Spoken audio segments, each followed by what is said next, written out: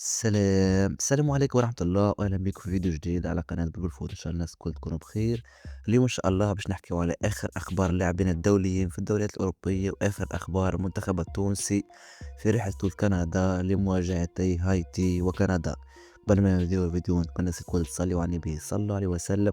متنساوش تشتركوا في القناة وتفعلوا الجرس وعملوا لنا لايك للفيديو شجعونا باش نكملوا ديما في جديد. خلينا نبداو سلسلة أخبارنا بخبر على حنبال المجبري مدة غيابه.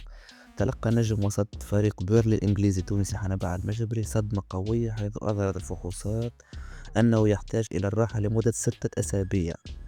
يعني حسب الموقع هذا جريدة الغد، حنبال المجبري للأسف باش يكون غايب 6 أسابيع كاملين.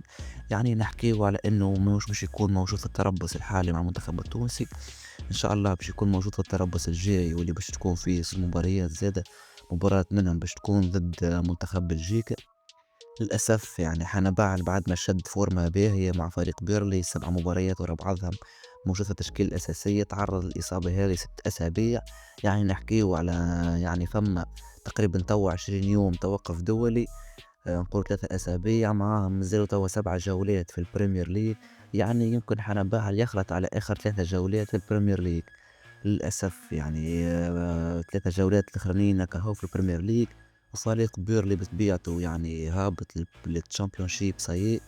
نتصور يعني الحقيقة فترة صعيبة برشا بالنسبة لحنبال المجبري. إن شاء الله يعني يرجع في التوقف الدولي الجاي مع المنتخب التونسي. الحقيقة الملاعب يستحقوها. واحد من أهم العناصر في المنتخب، كان ما قلناش أهم لاعب، أكثر لاعب قيمة تسويقية موجود في منتخبنا، واللاعب اللي يلعب في أشهر دوري في العالم بالنسبة لمنتخبنا. ضربة كبيرة برشا. الحقيقة الفيديو اللي فات كنت متفائل، قلت إنه مدة الغياب ممكن تكون كحد أقصى 3 أسابيع. أما الله غالب جانا الأخبار كونه 6 أسابيع. إن شاء الله يعني حنبال يرجع سالم غانم للملاعب ويقدم مستوى باهي. الله غالب يعني مش حنبال لك هو تعرض الإصابة. نشوفوا مع بعضنا كما سيفتقد منتخب تونس إلى خدمات المدافع الأيمن يان فاليري الذي تعرض بدورة إلى إصابة مع فريقه يونغ بويز في الدوري السويسري، سيحتاج إلى فترة راحة تمتد لمدة 3 أسابيع. يعني نحكيو على زوز إصابات الحقيقة خايبين برشا. يان فاليري زاد ماهوش يعني النكرة. الظهير الأيمن رقم 1 في المنتخب التونسي. ممكن يعني غيابه باش نشوفوا فيه ملاعبي كيما الزعلوني لاعب النادي الأفريقي، ممكن باش نشوفوه في المركز هذا. وممكن بزادا باش نشوفوا ملاعبي آخر واللي هو معتز النفاثي، زادا باش نشوفوه في المركز هذا. أما يبقى جان فاليري يبقى هو الرقم 1 في المركز هذا. ما عندناش يعني ملاعبي أكثر كفاءة من يان فاليري. نحكيو على ملاعب يتأقلم فيه يسعى في الدوري السويسري ويقدم الحقيقة في مباريات باهية. باش نفقدوه في التربص هذا. الحقيقة فترة الغياب ماهيش كبيرة برشا، 3 أسابيع. مش كيما حنبال يعني 6 أسابيع كاملين. إن شاء الله يان فاليري وحنبال المجبري وديلان برون زاد كيف كيف. الإصابات الحقيقة ذروة منتخبنا في فترة حساسة. إن شاء الله كلهم يرجعوا سالمين ويرجعوا الميادين ويقدموا الأداء الباهي مع أنديتهم ومع منتخبنا التونسي. تو خلينا نحكيو على فريق المنتخب التونسي للشباب. خلينا نشوف مع بعضنا البوست هذا حسب موقع إيكيب ناسيونال تونيزيان. وهذا العبث الفني به منتخب تعيس ومخجل. وهذا العبث الفني والتكتيكي، ما هي الاختيارات الغبية في التشكيل الأساسي والتغييرات التي لم تعطي أي إضافة؟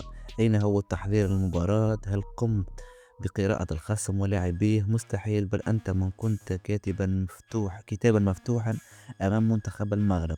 نعلم جيدا أن المدرب المحلي فاشل بكل المقاييس، لكن بهكذا رعونة تنهزم، وهذه وصمة عار لاسم المنتخب.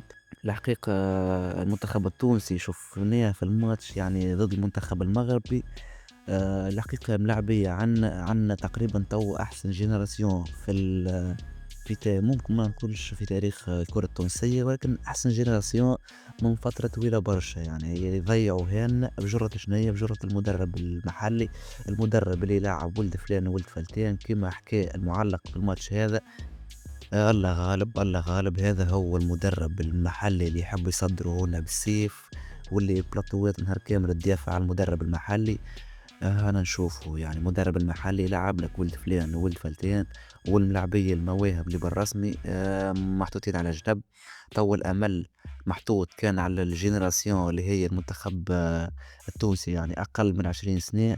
أما جيل كيما هكا من الشباب أقل من 17 سنة، علاش يتم تدميره هكا؟ الحقيقة لازم تدخل من الجامعة فيسع فيسع. جيل كيما هاك يتحط مجرد مدرب محلي، مدرب محدود، وفوق من إنه محلي ومحدود لأ يزيد يلعب لك ولد فلان وولد فلتان في التشكيلة الأساسية. باهي خلينا نشوف مع بعضنا البوست هذا زيادة. الصورة الأولى تعود سنة 2020، تجمع الثنائي ناجح التومي ومساعده أمين النفاتي من مدرسة وديع الجري ومختار تلي، مدرسة العلاقات والولاءات والمحاباة. امشي يا زمان وجه يا زمان، نلقاو بعد النفاتي يتسلم منتخب الأصاغر سنة 2024 ويعبث بواحد من أفضل الأجيال في تاريخ تونس. جيل كان يستحق مشروع حقيقي مش إعادة تجارب فاشلة. وبعد الإقالة نفس الدائرة والمنظومة تعاود الدور. جامعة معز الناصر تعين من جديد، نجح التومي على رأس منتخب الأصاغر، جيل جديد مهدد بنفس المصير. في المقابل شوفوا نموذج آخر ناجح في المغرب، فوزي لقجع، اختيارات وتعيينات مبنية على كفاءة، رؤية وتخطيط واضح، واستثمار حقيقي في تكوين الشبان مع التفكير فقط في رفع الراية الوطنية المغربية. بالتعاقد مع البرتغالي دياغو ليما، على رأس منتخب 2000 وأقل من 17 سنة، مدرب متخصص في تطوير وتكوين اللاعبين، متحصل على أعلى الشهائد التدريبية في أوروبا. والله الحقيقة شيء يأسف، شيء يأسف على الآخر. يعني واحد من أحسن الأجيال هي شنية، كيفاش باش يولي عندك منتخب أول باهي؟ ما هو نبدأ بالفئات السنية هذه، أنت كي تحطم الفئة السنية اللي هي أقل من 17 سنة، أنت يعني باش تحطم المنتخب التونسي 5 سنين لقدام. يعني اللي البناء يكون من الملاعبية هاذوما، المنتخب هذايا منتخب أقل من 17 سنة ومنتخب أقل من 20 سنة، ووصول للمنتخب الأول. إحنا لقينا الخير في المنتخب الأول والتسي واللي يسيروا فيه ولقينا الخير. الحقيقة منتخب أقل من 20 سنة ما عنديش معاه مشكل حاليا. منتخب أقل من 17 سنة اللي هو أحسن، يعني اللي هو البادرة الأولى اللي باش توريك هل عندك جيل باهي في المستقبل ولا لا. هاكم تشوفوا المسؤولين اللي يلعبوا بيه، يعني مدربين ما همش أكفاء، يعني جملة جملة. في بلاصتنا نجيبوا يعني مدرب أجنبي ونجيبوا ستاف كامل أجنبي يشرف على الملاعبية هذوما، بحكم عنا برشا ملاعبية موجودين في أوروبا. نحن لا نجيب المدرب المحلي ونشجعوا الكفاءة الوطنية، والكفاءة الوطنية تلعب كان في ولد فلان وفلتان والعلاقات وهكا. يعني منتخب تعيس أصاغر، ومنتخب يعني أول تعيس، ونبقى ندور في نفس الدوامة هذه. للأسف الشديد الحقيقة لازم وقفة كبيرة برشا للموضوع هذا، ما هيش باش تعدى الحقيقة المرة هذه. إن شاء الله نشوفوا يعني تغييرات تصير في الفترة الجاية باش نشوفوا مع بعضنا. المنتخب الوحيد اللي صراحة يتنجم تقول عليه يعني قادر إنه يفرحنا وقادر إنه يقدم مستوى باهي هو منتخب أقل من 20 سنة. أنا باش نشوفوه مع بعضنا ونشوفوا التربص هذا، وإن شاء الله يعني الأداء متاعه يكون باهي خير من منتخب أقل من 17 سنة، وإن شاء الله حتى خير من المنتخب الأول. الحقيقة المنتخب هذا فيه برشا ملاعبية يبشروا بالخير، نحكيو على 18 ملاعبية في دوريات أوروبية. إن شاء الله يعني يتم تأثيرهم بالباهي باش يعني الملاعبية هذوما يواصلوا انتمائهم مع المنتخب التونسي، خاطر يعني نجم يلعب معاه هو أقل من 20 سنة.